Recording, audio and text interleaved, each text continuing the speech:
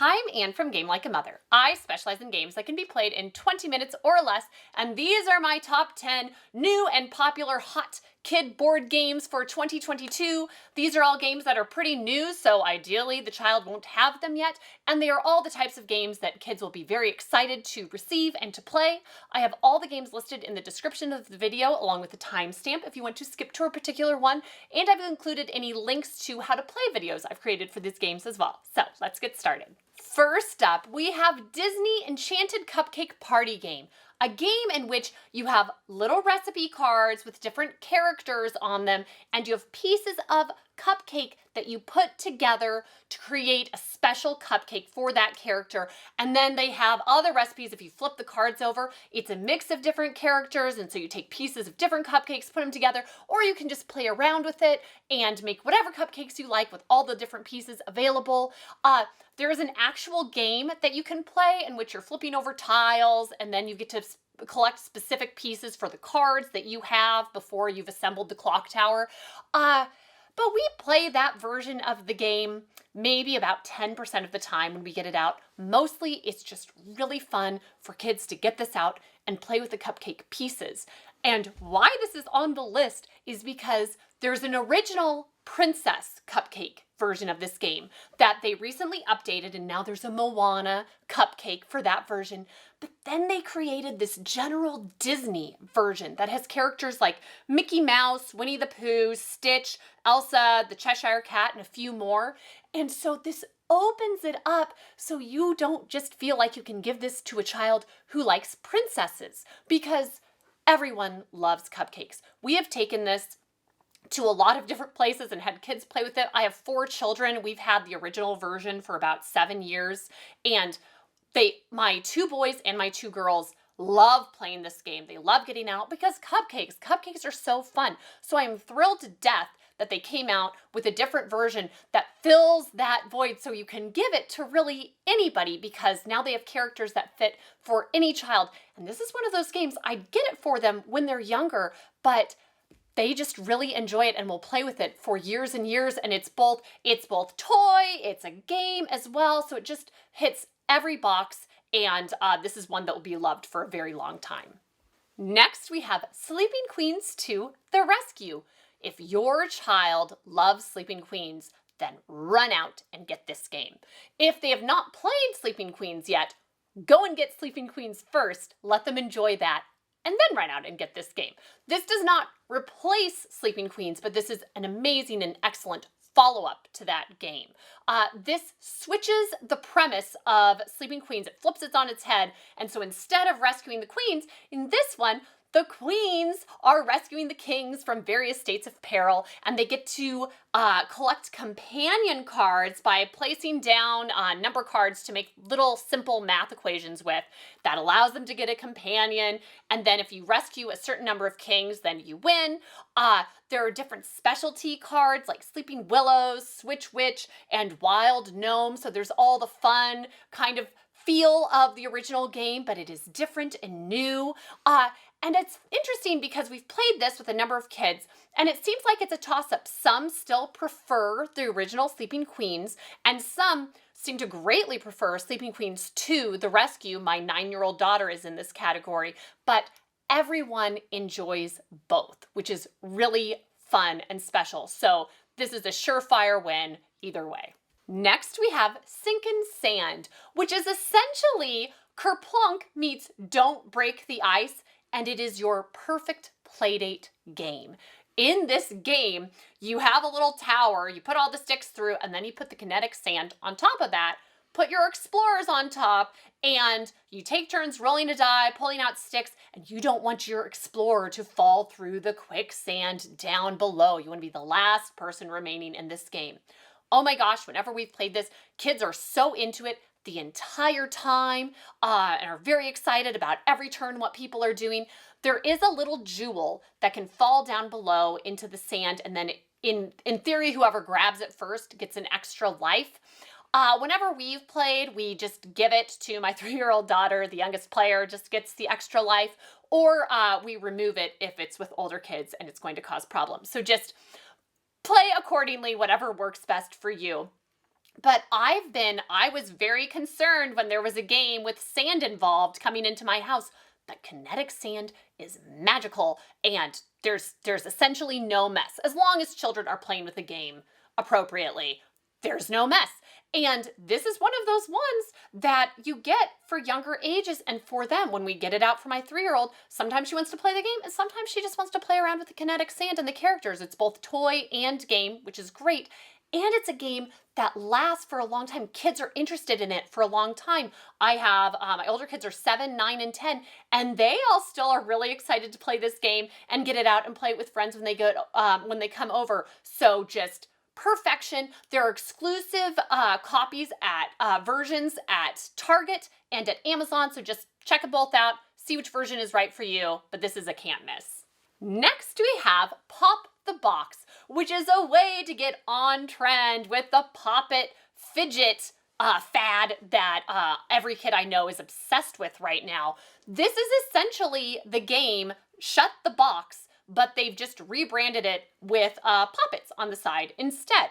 And the goal of the game is to ideally be able to shut the box or pop all of the numbers on your side by rolling dice, and you can either pop in a number that's the combination of the two numbers you've rolled, or each one individually, and you have to stop if you would have a repeat number, but big bragging rights if you're able to pop every number on your side between 1 to 9.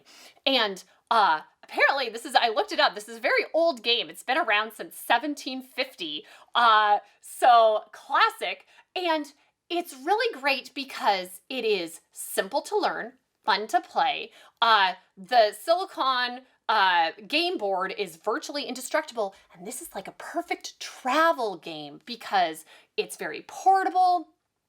You can put it in anywhere, and as long as you're careful with the dice rolls, you can play it anywhere, and because you're rolling it onto the gamepad, it's quiet. So you can play this on an airplane, you could play this in a car, and it would work great. So this is super trendy fun. Next, we have the game Magic Mountain, which won the Kinderspiel this year, which is basically the big German award for a children's board game.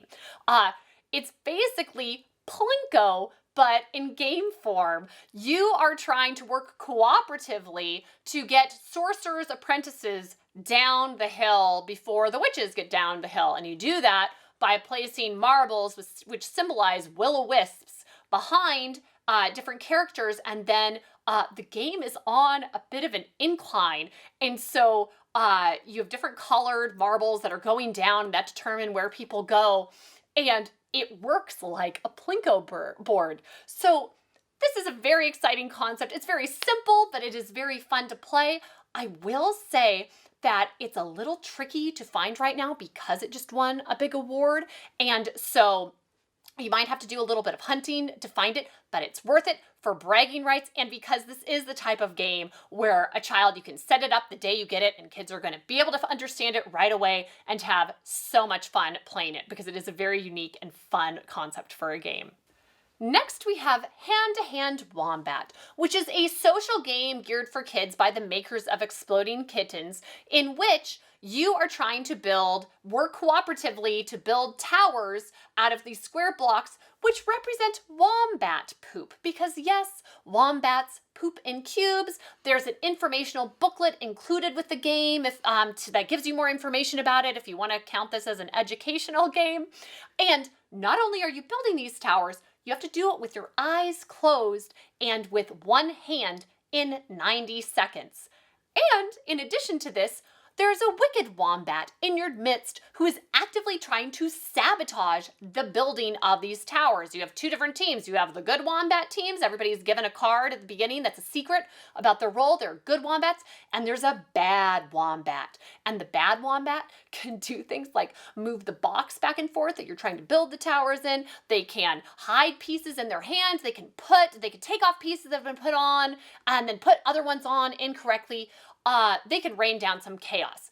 It's been funny whenever we've played this game because it's amazing to watch sweet, gentle, kind children really embrace the wicked wombat role. And at the end of each round, you get to have a chance to vote out whoever you think is the Wicked Wombat. And in theory, the Wicked Wombat could be a little bit subtle, and so it'd be hard to vote them out. But we've never encountered a child that went for the subtle route, and so it's been pretty clear every time we've played. But what's great is even if they get voted out, the game isn't over, because the good wombats who are left still have to build enough towers to get points to win. It's whoever gets to 3 points first. So even if you're voted out, you can still win. There's still things going on. So it can be tricky to find a social game that works well for kids. This is perfect for that.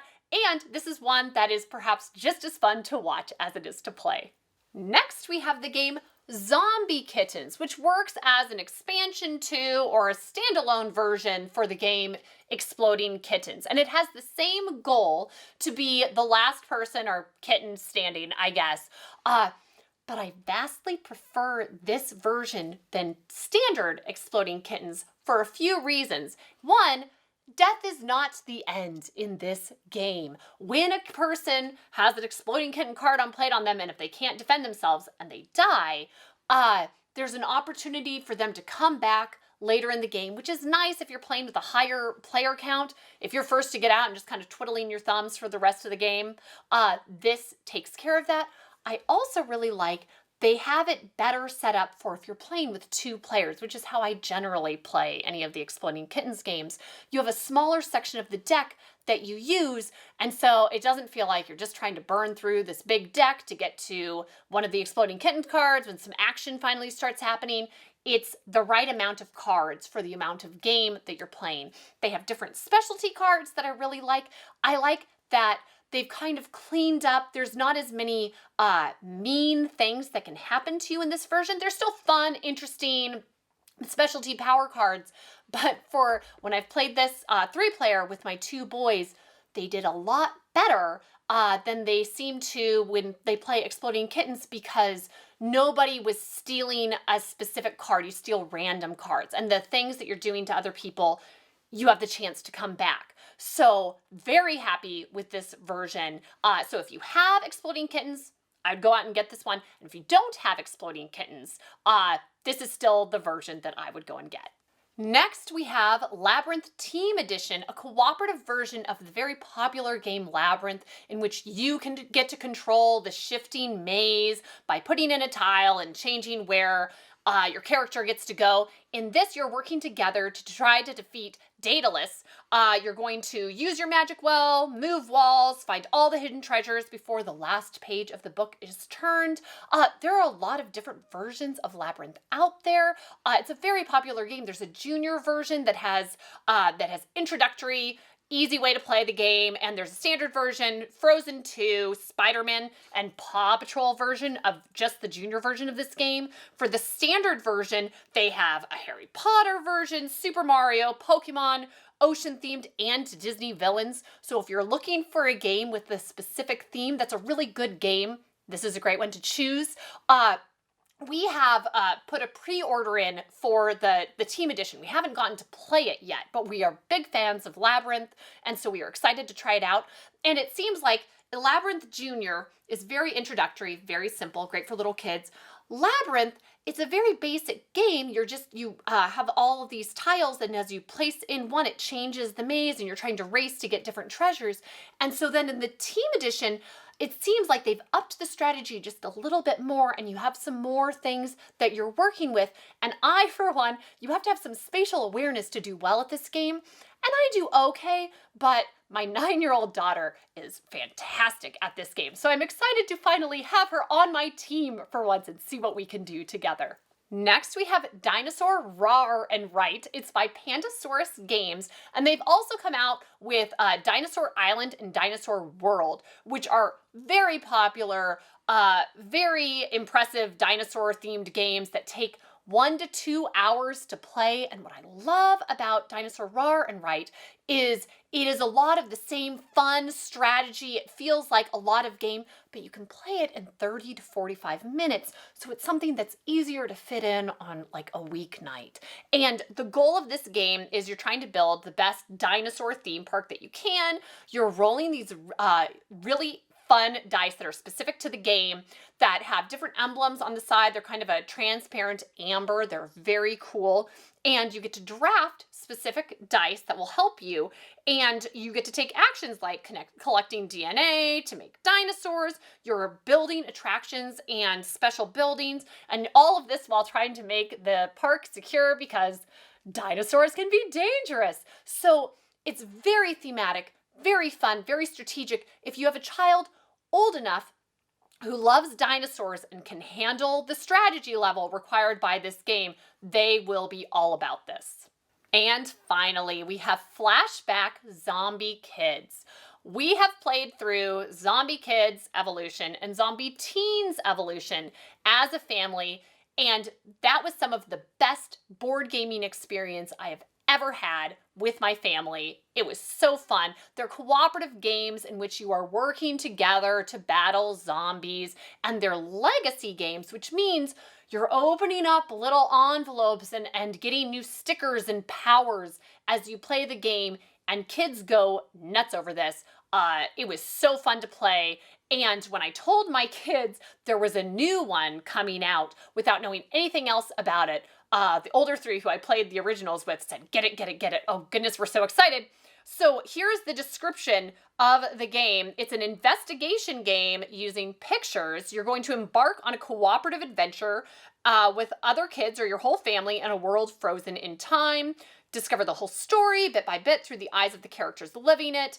Put together all the points of view to discover clues, uncover and figure out mysteries, and answer the final questions. Explore the past to solve mysteries in the present, and change the future to save the world from horrible monsters. So, based on the other games they've played, based on the that they've created, based on the description of this one, we are all in. It is supposed to be released in November of 2022. We have it on pre-order. I very much hope it arrives before the holidays because we are just so excited to get to check this out. So that's it for top 10 new and popular kid games for 2022. Kids love these games and you will too, so check them out. Thanks and see you next time from Game Like a Mother.